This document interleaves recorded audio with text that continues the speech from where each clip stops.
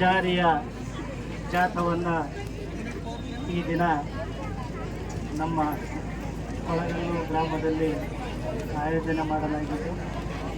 ಈ ಒಂದು ಕಾರ್ಯಕ್ರಮಕ್ಕೆ ಆಗಮಿಸಿರತಕ್ಕಂಥ ಈ ಒಂದು ಗ್ರಾಮದ ಮತ್ತು ಗ್ರಾಮ ಪಂಚಾಯತಿ ವ್ಯಾಪ್ತಿಯ ಎಲ್ಲ ಪ್ರಥಮ ಪ್ರಜೆಯಾಗಿರ್ತಕ್ಕಂಥ ಗ್ರಾಮ ಪಂಚಾಯತಿ ಅಧ್ಯಕ್ಷರೇ, ಗ್ರಾಮ ಪಂಚಾಯತಿ ಸದಸ್ಯರೇ ಹಾಗೂ ಈ ಒಂದು ಗ್ರಾಮ ಪಂಚಾಯತಿ ಒಳಗಿರ್ತಕ್ಕಂಥ ಎಲ್ಲ ಶಾಲೆಯ ಮುಖ್ಯ ಗುರುಗಳೇ, ಸಹ ಶಿಕ್ಷಕ ಬಂಧುಗಳೇ ಹಾಗೂ ಈ ಒಂದು ಕಾರ್ಯಕ್ರಮದ ಆಯೋಜನೆಯ ರೂವಾರಿಗಳಾಗಿರ್ತಕ್ಕಂಥ ಸಮಾಜ ಕಲ್ಯಾಣ ಇಲಾಖೆಯ ಎಲ್ಲ ಅಧಿಕಾರಿ ವರ್ಗದವರೇ, ವೃತ್ತಿ ಬಾಂಧವರೇ, ಗ್ರಾಮ ಪಂಚಾಯಿತಿಯ ಎಲ್ಲ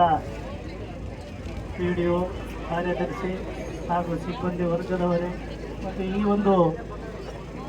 ಕಾರ್ಯಕ್ರಮದ ಅಂಗವಾಗಿ ಏರ್ಪಡಿಸಿರ್ತಕ್ಕಂಥ ಈ ಒಂದು ಕಾರ್ಯಕ್ರಮದಲ್ಲಿ ಭಾಗವಹಿಸಿರ್ತಕ್ಕಂಥ ಎಲ್ಲ ಇಲಾಖೆಗಳ ವೃತ್ತಿ ಬಾಂಧವರಿಗೆ ಹಾಗೂ ಈ ಒಂದು ಕಾರ್ಯಕ್ರಮದಲ್ಲಿ ವೀರಶೈವ ಕಾಲೇಜಿನ ಎಲ್ಲ ಪ್ರಾಧ್ಯಾಪಕರಿಗೂ, ಮಕ್ಕಳಿಗೂ ಹಾಗೂ ಇಲ್ಲಿ ಒಂದು ನೆರೆದಿರ್ತಕ್ಕಂಥ ಎಲ್ಲ ಶಾಲೆಯ ಮಕ್ಕಳಿಗೂ ಮತ್ತು ಈ ಒಂದು ಗ್ರಾಮದ ಬಂಧು ಭಗಿನಿಯರಿಗೆ ಈ ಒಂದು ಕಾರ್ಯಕ್ರಮ ಅರ್ಥಗರ್ಭಿತವಾಗಿ ನಡೀಬೇಕಾದ್ರೆ ಯಾವುದೇ ಒಂದು ದೇಶ, ಆ ದೇಶದ ಆಡಳಿತ ವ್ಯವಸ್ಥೆ, ಆ ದೇಶದ ಸಾಮಾಜಿಕ ವ್ಯವಸ್ಥೆ ಸುವ್ಯವಸ್ಥಿತವಾಗಿ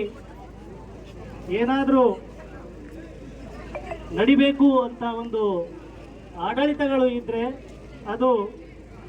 ಅದಕ್ಕೆ ಸಂಬಂಧಪಟ್ಟಿರ್ತಕ್ಕಂಥ ಭಾರತದ ಸಂವಿಧಾನದಂತೆ ಅದರದೇ ಬೇರೆ ಬೇರೆ ದೇಶಗಳಲ್ಲಿ ತಮ್ಮದೇ ಆಗಿರ್ತಕ್ಕಂಥ ಒಂದು ಆಡಳಿತ ವ್ಯವಸ್ಥೆಯನ್ನು ಮಾಡಿಕೊಂಡಿರ್ತಾರೆ. ಹಾಗೆಯೇ ನಮ್ಮ ದೇಶದಲ್ಲಿ ಭಾರತ ಸಂವಿಧಾನವನ್ನು ಇಡೀ ಜಗತ್ತಿನ ಅತ್ಯಂತ ದೊಡ್ಡದಾದ ವಿಸ್ತಾರವಾಗಿರ್ತಕ್ಕಂಥ ಸಂವಿಧಾನವನ್ನು ನಾವು ಈ ಒಂದು ಜಗತ್ತಿಗೆ ನೀಡಿರ್ತೀವಿ ಅಂದರೆ ಅದು ನಮ್ಮ ಬಾಬಾ ಸಾಹೇಬ್ ಅಂಬೇಡ್ಕರ್ ಅವರ ಪರಿಶ್ರಮ ಹಾಗೂ ಅವರ ಒಂದು ಆಶೀರ್ವಾದ. ಸುಮಾರು ಈ ದೇಶಕ್ಕೆ ಸ್ವತಂತ್ರ ಬಂದು 76 ವರ್ಷಗಳು ಬಂದರೂ 76 ವರ್ಷ ಕಳೆದರೂ ಯಾವುದೇ ರೀತಿಯಿಂದ ಆಡಳಿತದಲ್ಲಿ ಲೋಪವಾಗದಂತೆ ಸುವ್ಯವಸ್ಥಿತವಾಗಿ ಸಂವಿಧಾನವನ್ನು ರಚಿಸಿಕೊಟ್ಟರಂದರೆ ಆ ಒಂದು ಖ್ಯಾತಿ ಡಾಕ್ಟರ್ BR ಅಂಬೇಡ್ಕರ್ ಅವರಿಗೆ ಸಲ್ಲಬೇಕು. ಈ ಒಂದು ಕಾರ್ಯಕ್ರಮ ಇನ್ನು ಸುಮಾರು ವರ್ಷಗಳ ಹಿಂದೆ ನಮ್ಮ ಸುವರ್ಣ ಮಹೋತ್ಸವ ಕಾರ್ಯಕ್ರಮದಲ್ಲೇ ಆಗಬೇಕಾಗಿತ್ತು. ವಜ್ರ ಮಹೋತ್ಸವದಲ್ಲಿ ಈ ಒಂದು ಕಾರ್ಯಕ್ರಮ ಜಾರಿ ಆಗ್ತಾ ಇರೋದು ಅದು ನಮ್ಮ ಸುದೈವ ಅಂತ ಹೇಳ್ತಾ, ಇನ್ನು 23ನೇ ತಾರೀಕು ಫೆಬ್ರವರಿವರೆಗೆ ಈ ಜಾಥಾ ಬಳ್ಳಾರಿ ತಾಲೂಕಿನ ಪ್ರತಿಯೊಂದು ಗ್ರಾಮ ಪಂಚಾಯಿತಿಗಳಿಗೆ ವ್ಯವಸ್ಥಿತವಾಗಿ ನಡೆಯಲಿದೆ. ಈ ಒಂದು ಕಾರ್ಯಕ್ರಮವನ್ನು ಅರ್ಥಪೂರ್ಣವಾಗಿ ಜಾಥಾವನ್ನು ಮಾಡಿರ್ತಕ್ಕಂಥ ಜಿಲ್ಲಾ ಆಡಳಿತಕ್ಕೂ ಹಾಗೂ ಸಮಾಜ ಕಲ್ಯಾಣ ಇಲಾಖೆಗೂ, ಹಿಂದುಳಿದ ಮತ್ತು ಅಲ್ಪಸಂಖ್ಯಾತ ಇಲಾಖೆ, ಎಲ್ಲ ಇಲಾಖೆಗಳು ಸುಮಾರು